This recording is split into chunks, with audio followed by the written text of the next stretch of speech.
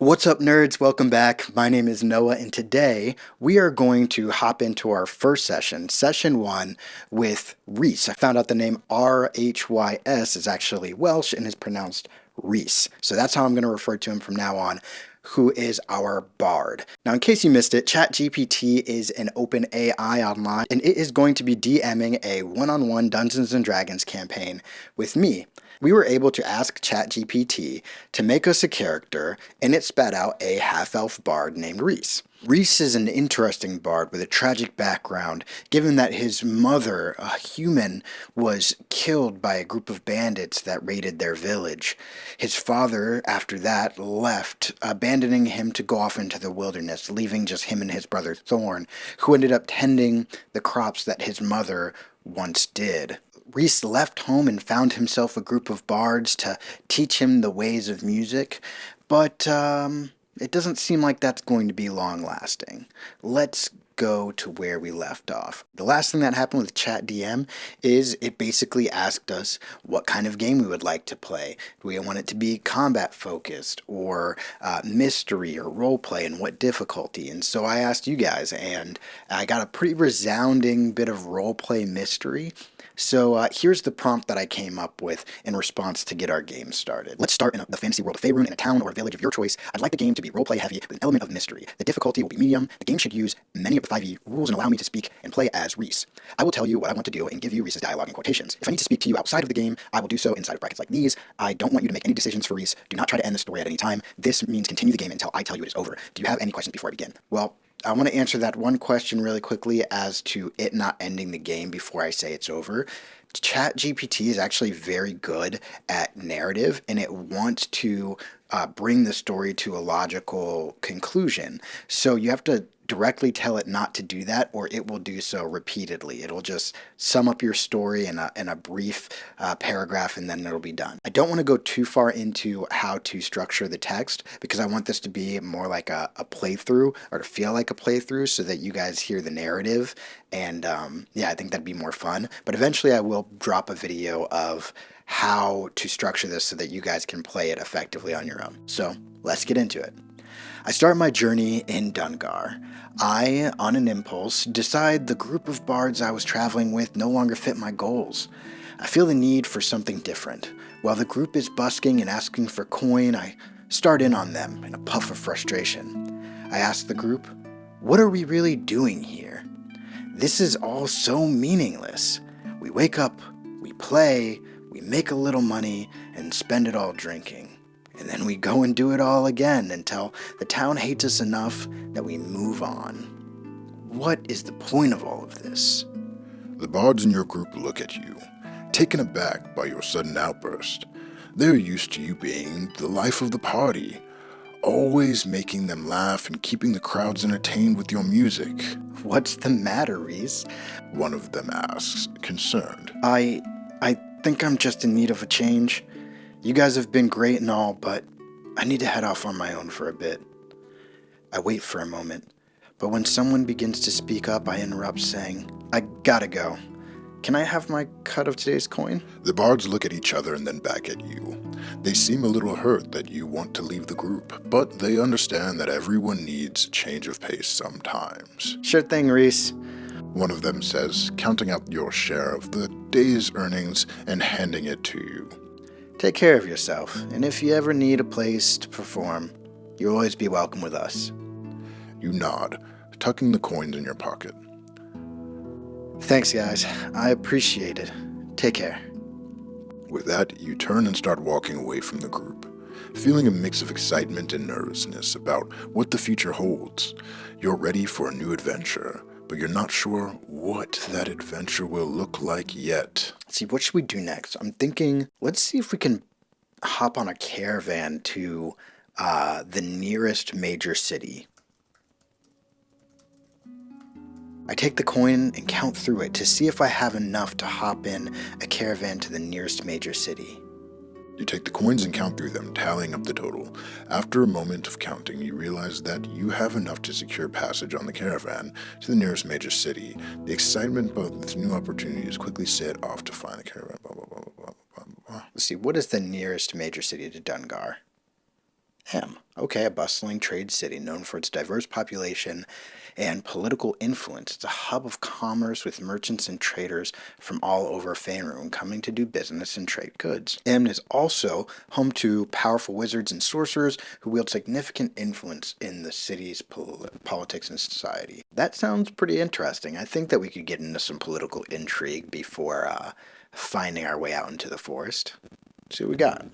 Great. I pay and hop in the caravan. The journey to Aim is a mix of monotony and excitement. As passengers in the caravan, you have plenty of time to observe your fellow travelers, admire the scenery, and daydream about what awaits you in the city. At night, you huddle around a campfire, sharing stories with one another and travelers, and listening to tales spun by the caravan guards. As you approach Aim, the towering walls come into view, dwarfing even the tallest trees of the surrounding forest. The caravan pulls to a stop at the city gates, where a throng of people bustle about, coming and going from the city. A gruff guard steps forward to inspect the caravan, and you hand over your papers, answering a few perfunctory questions about your business and aim. Satisfied, the guards motion for the caravan to continue, and the massive gates creak open to admit you into the city. The streets are teeming with people, vendors cry out their wares, and the clatter of carts and horses fill the air. It is sensory overload, but you can't help but feel the thrill of excitement as you step out of the caravan into the city. You are in Aim.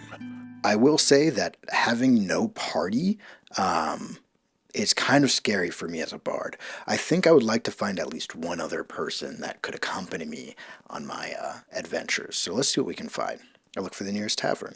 As you step off the caravan in the bustling city of Aim, you take a moment to look around and gather your bearings. The smell of exotic spices, smoky fires, and sewage fills your nostrils. Sounds like New York. But it's all part of the city's charm. You make your way towards the nearest tavern, eager to wet your whistle after a long journey. You finally spot a sign hanging above an old wooden door.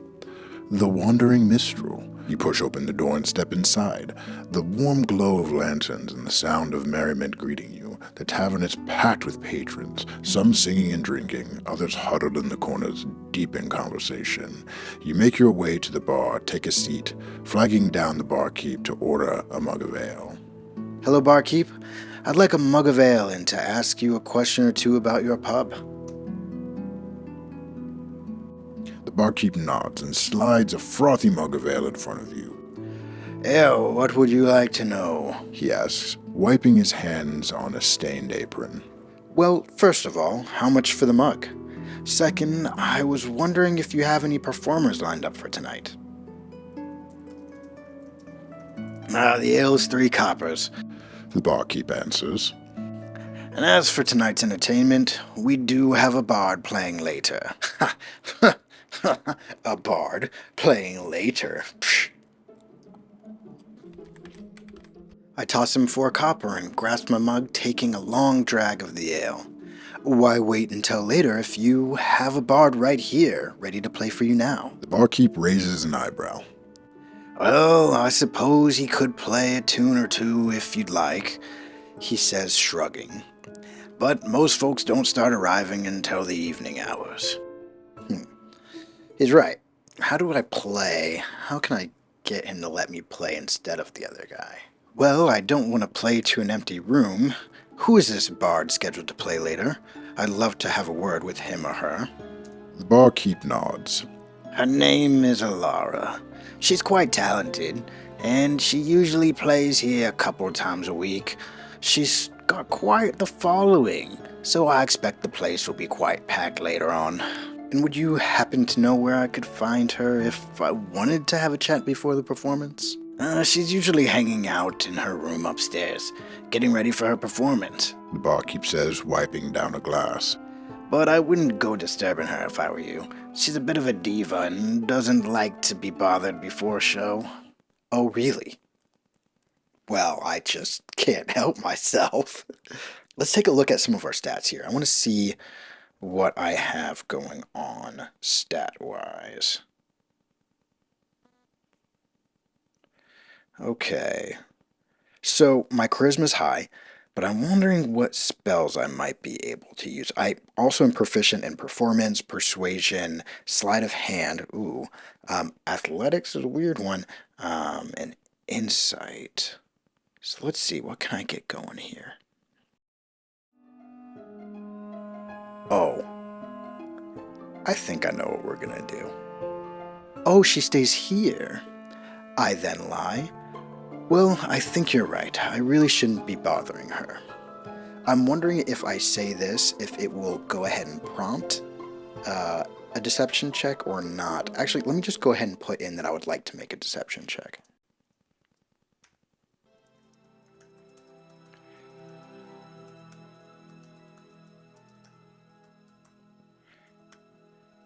Okay, so it says it doesn't want to roll. Well, let me go grab a dice.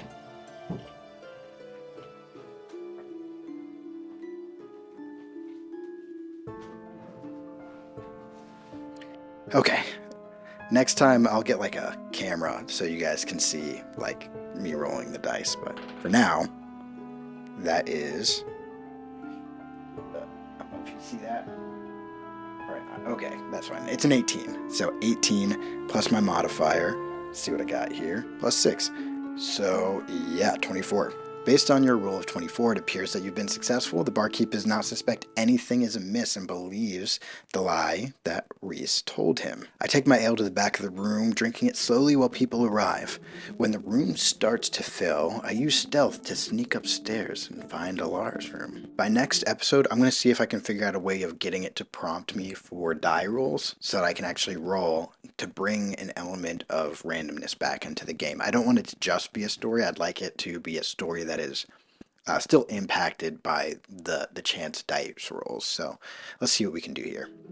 As you make your way upstairs, you keep an ear out for any sounds that might indicate someone coming or going. You manage to reach the door to her room undetected and listen to the door and see if you can hear anything. It sounds like there's some movement inside, but it's difficult to make out any specific noises over the sounds of the tavern and patrons below. You take a deep breath, steeling yourself for the conversation ahead, and then lightly knock on the door. Okay, it did make a decision for me, but I'm not mad about that. That is what I would like to do in the first place. I knock on the door.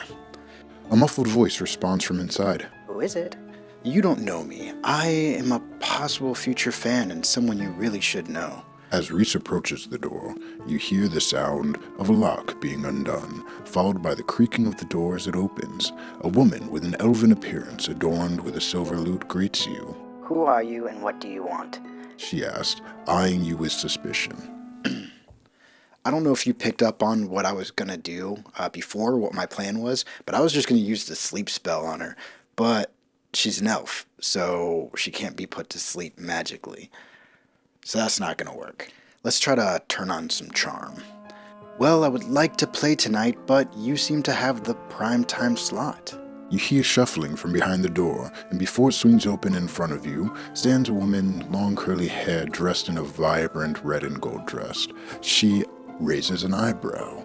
Excuse me? Primetime slot? She says, a hint of skepticism in her voice. Sensing a lack of patience, I cut right to the point. Yes, I know I may seem brash, but I consider myself to be an entertainer of quality and would like to take that slot this evening for a performance of my own. The door creaks open, revealing a half-elven woman with piercing green eyes and a confident smirk on her lips. An entertainer of quality, you say?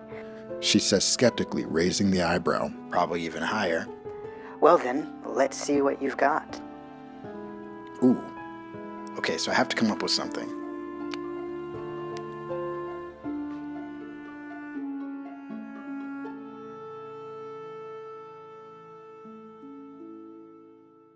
That embarrassing moment brought to you for free by Table Ready. I promise that if she lets us actually take this primetime spot, I'll write something legit. It'll be much better than that. But anyways, I need to roll performance. I rolled a 14. I don't know if you can see that. It's not not a 4. There's a 1 there. That would give you a total of 20 for your performance check. It seems like you put on quite a show, and Alara is likely impressed by your skills and your confidence. Whether she decides to let you take her slot for the evening is up to her and the dynamics of the situation, but your performance should have been well received. Well, let's freaking find out.